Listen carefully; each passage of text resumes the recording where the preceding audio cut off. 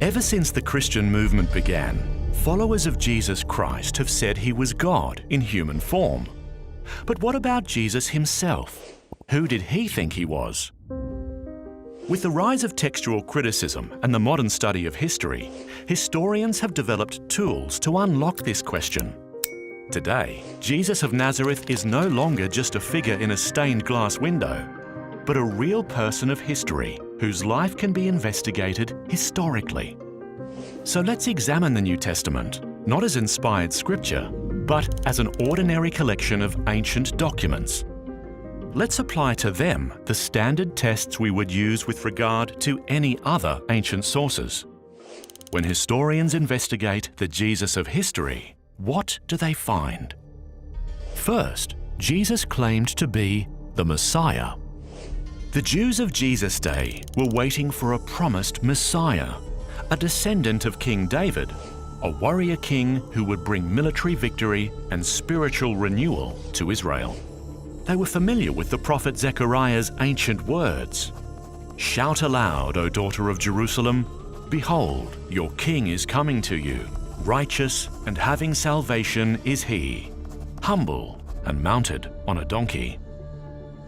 Jesus' triumphal entry into Jerusalem on the back of a donkey, the final week of his life, is attested in independent sources, one of the most important criteria for the historicity of an event. In doing this, Jesus was deliberately and provocatively claiming that he was the promised Messiah, the King of Israel. Moreover, the plaque nailed to Jesus' cross stated the charge against him, in mockery of his messianic claims. The fact that later Christians did not use this derisive title for Jesus underscores its authenticity. For first-century Jews, the word Messiah was packed full of meaning. By assuming this title, Jesus was claiming all of this for himself. Jesus also claimed to be the Son of God.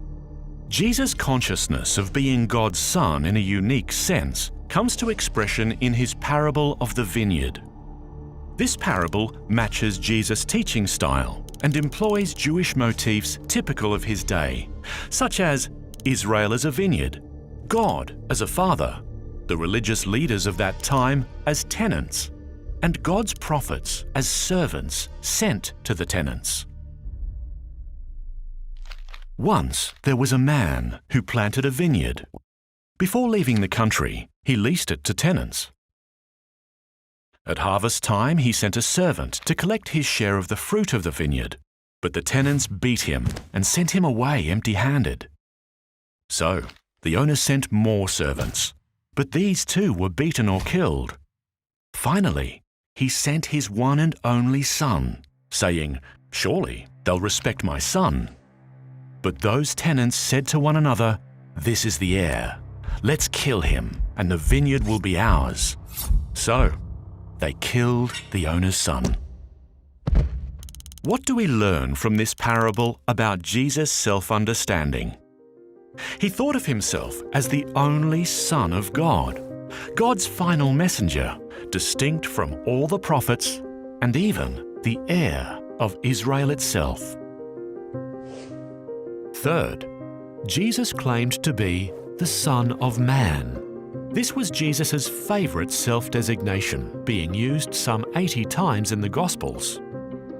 This has convinced the vast majority of New Testament historians that Jesus did, in fact, think of himself as the Son of Man. Notice, not just a Son of Man, but the Son of Man. Jesus was directing our attention to a vision described by the prophet Daniel. "I saw in the night visions, and behold, with the clouds of heaven, there came one like a son of man. And he came to the Ancient of Days and was presented before him. And to him was given dominion and glory and a kingdom that all peoples, nations, and languages should serve him."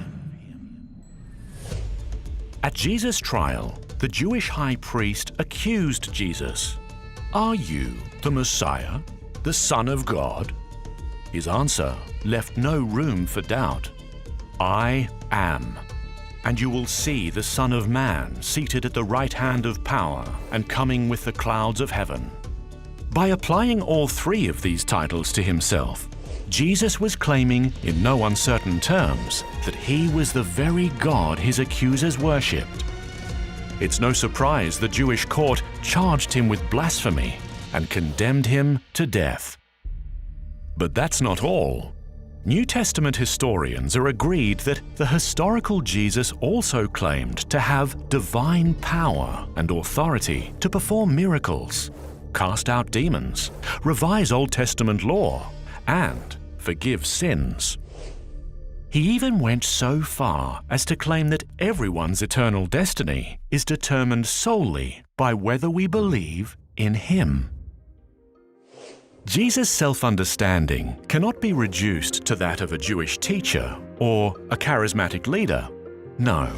In fact, by putting himself in God's place, Jesus was making a far greater claim about himself than anyone else ever has, before or since. So the question Jesus asked his disciples confronts each of us as well. Who do you say that I am?